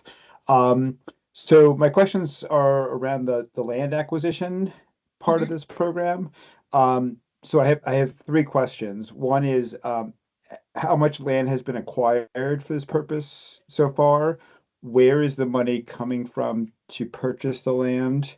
And then is the county classifying or planning to classify any of these purchases as land acquisition toward park lands under the PSMP? Okay, thank you for your questions. Yes, so at this point, we have acquired 7 properties in 3 different watersheds. 5 of them are in the Spout Run watershed, as we talked about earlier. That is How coming. many acres? Oh, I don't actually know the acreage, so it's likely, based on a typical lot, I don't know, maybe an eighth of an acre, yeah, I could find out. I don't have that number off the top of my head, so. But Okay. it's seven lots that we purchased so far. Residential lots, yeah. And it comes from the stormwater management program budget. So that is in our CIP. We have that as within those watershed areas, that funding for land acquisition. And so at this point, again, we are, keeping those, within DES management because of the stormwater infrastructure that underlies, those properties. And so that's really kind of the focus of it. We are talking with parks and working with them. So I think, we'll continue that discussion. But again, all of those lots can experience, very severe and, potentially life-threatening flooding. So that's something you have to keep in mind in terms of the use of the space. And there is infrastructure underneath them, so that's part of why we wanted to acquire them, is to have access or make potential improvements to that infrastructure. Thank you. No problem. Anybody else? I think there are some immediates that we can take away, and I also think it would be really cool for us to work with you on that guide potentially. Okay. Because we could definitely use, I know Jill brought this topic to the commission for the purpose for us to learn and adapt to the PRC. And perhaps there's things like, I don't know if we're ever gonna have another surface lot developed in the county, but maybe when we say yes to a surface lot, then, or a parking structure even, I think, out to, perhaps we can also ask for, Permission. Yep. Permission for a vault. Consider that a community amenity or something. Let's not go that far yet. Oh, okay. Let's first say, we complain all the time that they're putting in parking and that's obviously taking away from the green space. Even passive green space is just like medians and stuff, right? Why not say, okay, you're giving us the short end of the stick here, developer, business, give us the ball. Yep. And perhaps what we could use in that conversation from you then would be the community benefit from the vault, the immediate impact on the site plan, perhaps, how much it would take up. How little it would take up, how less cost it would be for them to do, maybe, or things like that, the benefits, and maybe even things like, I don't know if this is a thing, but you put the vault in your parking lot, it'll be better for keeping water off of your Yeah, I mean, lot. Is that true? I don't even know. Yeah, well, it depends. I mean, some of it is site specific, but yeah, I mean, it can offer protection, to their assets. Yeah, their assets that are there. So, okay. Yeah, I mean, Something I think that would be helpful for us to communicate that in. Okay, yeah. And I mean, I can share more. I think the other thing too is maybe, having all of us thinking sort of being aware of where these higher risk locations are. And then as projects are coming down the pipe, making sure that we're all, kind of trying to connect those. I mean, I know we are on the staff side, but, just again, if everybody's. Well, there's a huge opportunity coming up with the whole Spout Run. Redevelopment. Redevelopment right there. It's Spout Run and Langston Boulevard. Yeah. I mean, that's gonna be completely redone. Yeah. And Yep. Vault there would be mighty handy, I think. Yeah.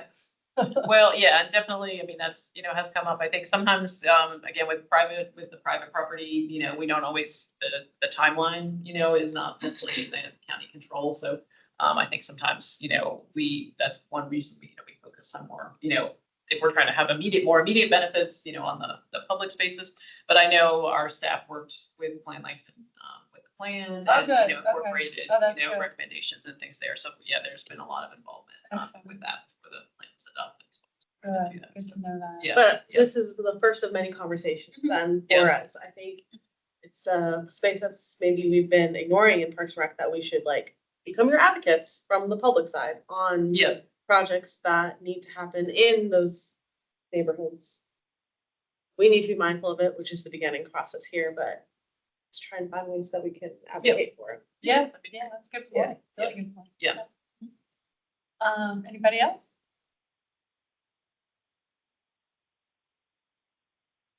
Well, you nailed it. No, no. further Okay, questions. okay. Yeah, feel free. And again, you know, check out the story maps. I think there's. Yeah, they are very compelling. I had a personal incident that day, so Oh, that day is seared in my memory. Yeah. But as it is for a lot of people, so. Good. Thank you so much. Yeah, no, Eileen. thank you. So Yeah, no worries. Yeah. I almost did it again. Yeah. Yeah, we really appreciate you being here.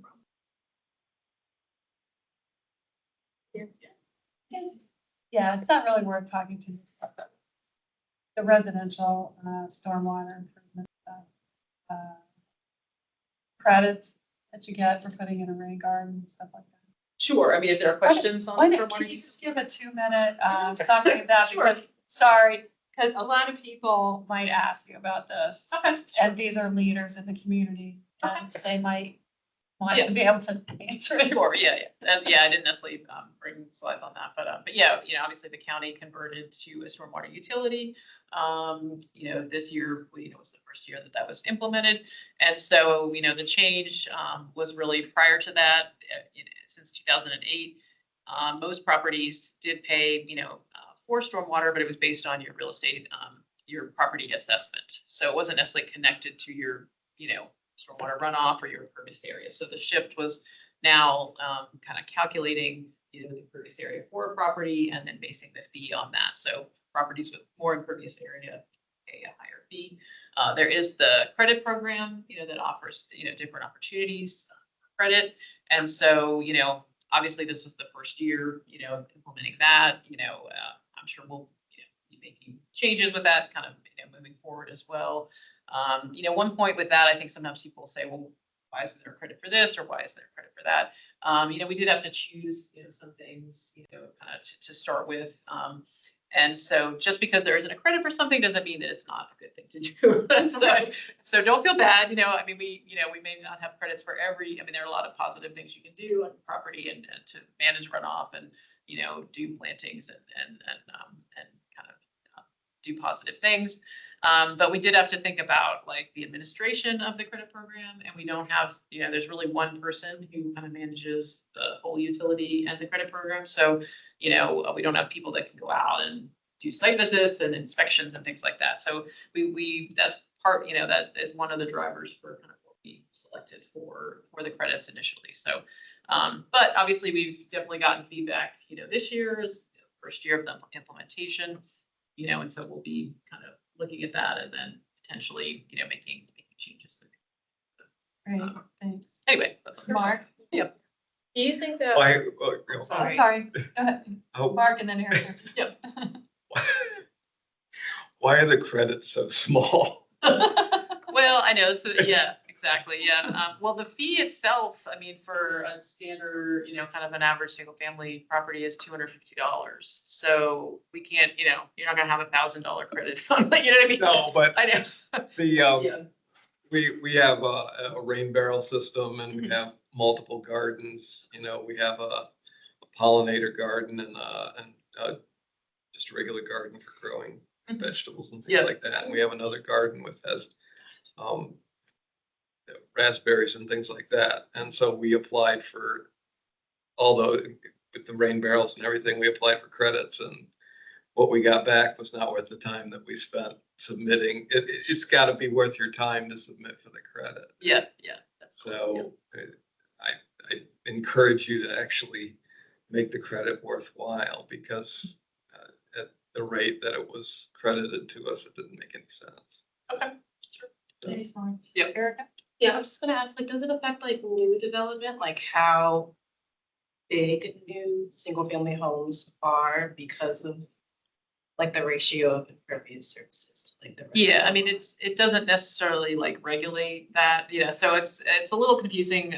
Lot coverage, percentages, is actually part of our zoning ordinance. And then when you rebuild a home or something, and you do stormwater management, that's part of the stormwater management ordinance. So it's actually, I mean, it would make sense maybe it's all one thing, but again, some of these things evolve over the years and that's how it is. So I believe the county board may be taking up the issue of lot coverage. That's obviously something that there's been, a lot of consternation and questions and things. So that was something they were, kind of had on their calendar to revisit. So I think there, is going to be a work session coming up on that, potentially next month. Didn't they take that up like 5 years ago and It's coming up again. it went down in flames last time? I can imagine that. Yeah, the last time I know when it was taken up and they acted on it was like back in 2005. And so at that point the amounts were reduced. Yeah, but still, I mean, it's, some of them are 45, 50%. One of the challenges is, which we've identified, and we hope to potentially get fixed, is there are, I don't know what you would call it, there are some gaps. Things like that are low, like a patio, that is under 8 inches does not count towards your impervious area. So sometimes people build to the max of the lot coverage on the lot, and then put the patio in later.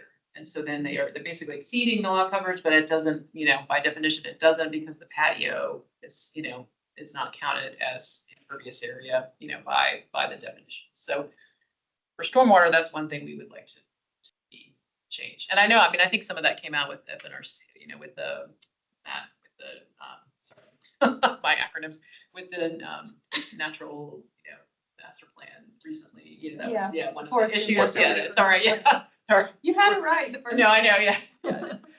Anyway, so I think that was, a concern, obviously, that we would have addressed, but that kind of adds to it. But I think prior to this, maybe it was not as much of an issue because they weren't necessarily building to the max lot coverage at that time, but now the homes, are just.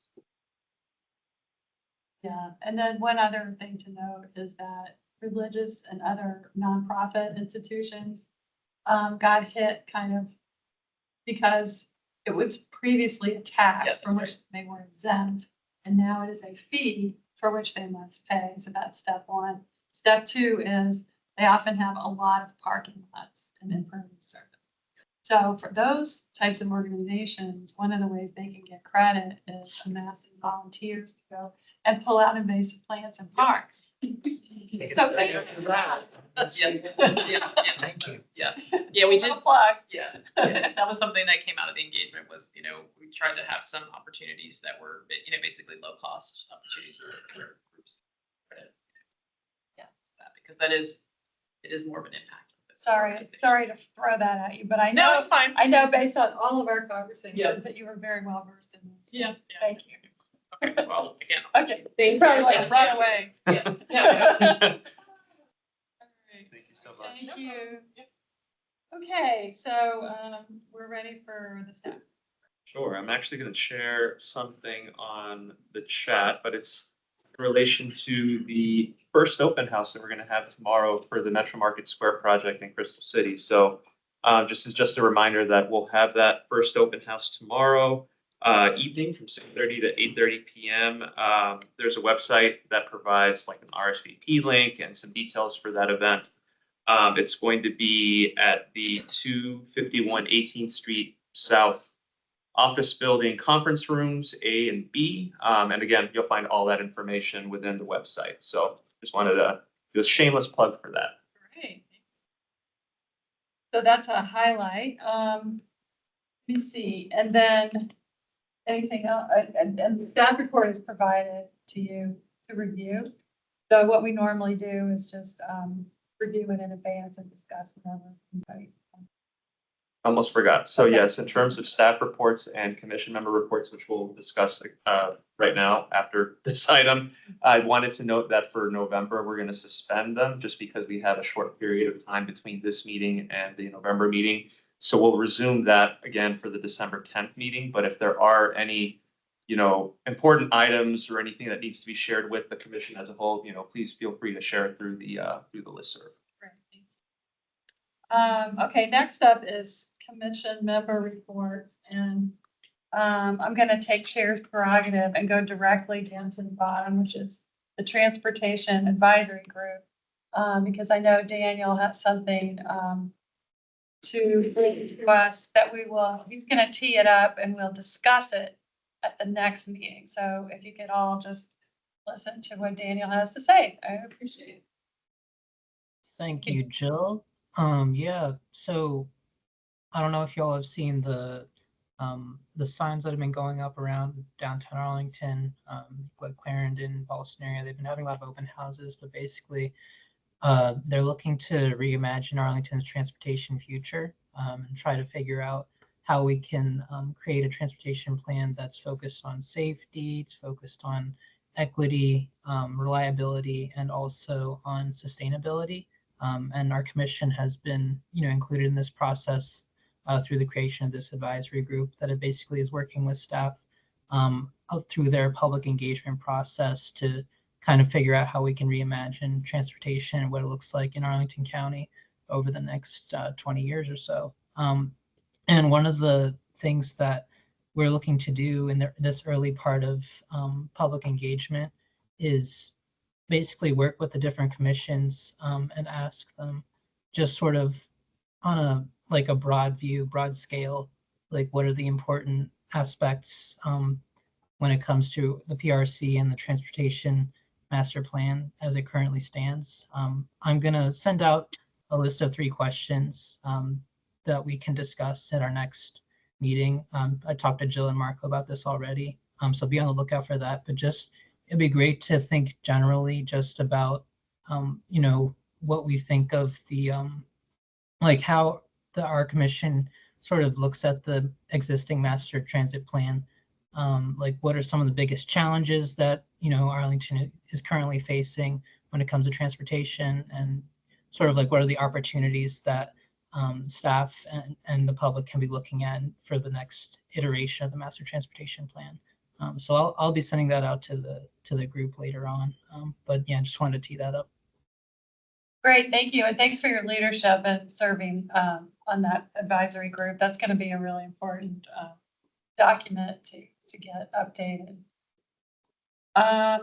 All right, anybody else? Thank you. And then anybody else have anything they want to mention on the commissioner reports? So, Jill, I did want to mention, Shruti and I just talked about this. It's related to the Natural Resources Joint Advisory Committee, or group, I should say. So we're changing that designation from, I believe, you and Shruti to the PRC Vice Chair. So. Oh, okay.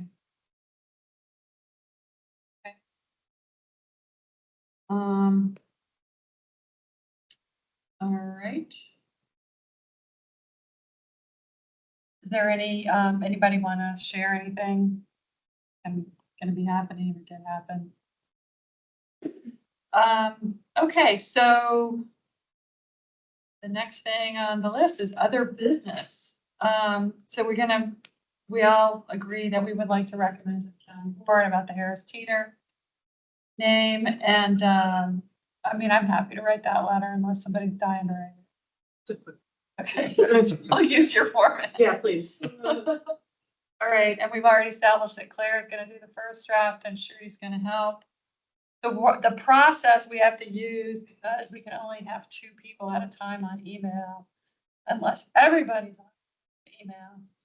So the process we'll use is Claire and Shruti will come up with their draft. And then whoever you designate among you will send it to everybody. And everybody read it and then send their comments directly back to, in this case, Claire.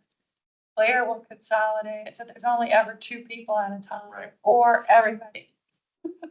Makes sense. Just clarify it. All right, and then I'll send in my letter on the deer management plan. Adam, we are meeting November 12th next month.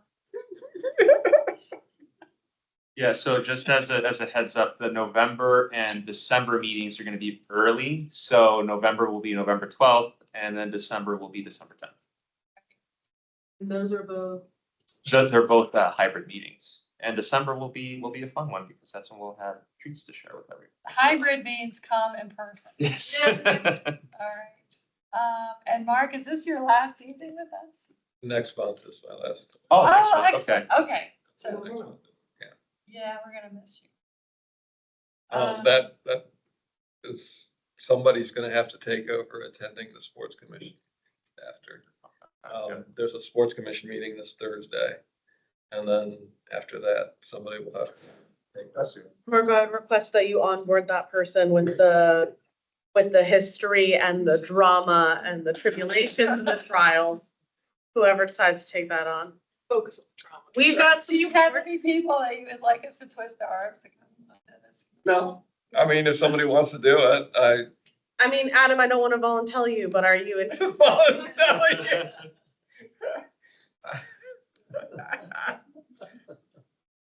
Yeah, we do need to get that covered. it's not a hard assignment. They Hand is already raised. Awesome, Adam. I mean, I think you guys should get coffee or a beer and figure out how you want to hand over that, because I think that's an important relationship. And Adam, it becomes Several years, okay. It becomes more important because our expertise on sports, I'm speaking on behalf of the group, is diminishing. So Depends on, I mean, field sports, but I row, so. Yeah. I'm talking about field sports. I'm talking about field sports. So everybody here does some kind of sport. No, but we do focus on recreation, and there is always something going on with sports. No, yeah, we need another field. Somebody suggested lacrosse. Should we get a lacrosse player? Okay, we can advertise. We've tried volleyball. We have soccer. We'll have continued soccer. Adam, what else do your children play? And you play as well. Frisbee. Baseball. You're on mute. Well, my kids did play baseball, ultimate frisbee. I run. Lot. Yeah. Lot. Yeah. Runs like 100 miles. So we just got to figure that out. We've even had past chairs be sports people. Sorry to be so binary, but before me, it was Steve Finn was the. Yeah, that's right. And he was on it for a long time, and he passed a lot of historical information on to me. So great. Yeah, pass it on. He knew a lot of the history of things like how the field fund came to be after the financial crash in 2008. I would think with all the soccer and I think it was baseball parents or support groups or whatever who raised all that money to accelerate the Kenmore field, that there would be. Well, the Kenmore situation is interesting because Adam went to he actually spoke at the board meeting. I just watched it on video. But they're at the point where the board passed MOAs between the county and Arlington Soccer and the Arlington Sports Foundation. The county, the funding for that project is coming from 4 sources: APS, the county proper, and then the Arlington Sports Foundation and Arlington Soccer. The 2 outside organizations have committed to coming up with $1 million each. The project itself is going to be north of $12 million. At least that's the current estimate. The planned start date, though, is still a ways off because there are a lot of things that they have to get approved before they get into actually putting shovels into the dirt. And it's a pretty involved project because they're going to raise the entire all the lights, and excavate the entire field and remove the fencing and everything. So it's going to be a lot more involved than any of the projects up to this point. Because when they did like TJ Upper, they just left the lights that existed. This is going to be a wholesale redo. And so they have to take into account some of the things that under one part of the field there is water or something or other. There are pipes or How something. about a vault? So, well, it's something that already exists there because one of the things that came up when we did I went to the sports commission meeting when we did the walkthrough of the project. That was their field trip meeting, and the question came up from the baseball people on sports commission was the orientation of the fields. They're not properly oriented, but there's nothing they can do about it. Oh, because of the underground structures. Correct. And the baseball people wanted them reoriented, and they said it can't be done. Okay. So, it would increase the cost too much to move all of that stuff. So, Well, give some thought to, if you know any of the leaders on the Arlington Sports Foundation and the Arlington Soccer, that might be appropriate as commissioners. I think that would be, it's going to be a big loss losing. So, anyway, I'm just grasping at what I have before me. Yeah. I am not a field person. Me neither. Okay. All right. So anything else? Anybody want to ask for the good of the cause? Very close on time. Thanks, everybody. I declare the meeting adjourned. Thank you very much. Thank you, Joe. Thank you. And, okay, next meeting in person, be here. Yes. Everybody who's sick, Thank feel you. better. Get better so you can be. Yeah. Good night. Good night. Great meeting all of you in person. Yeah. Well, have I told you my brother is married?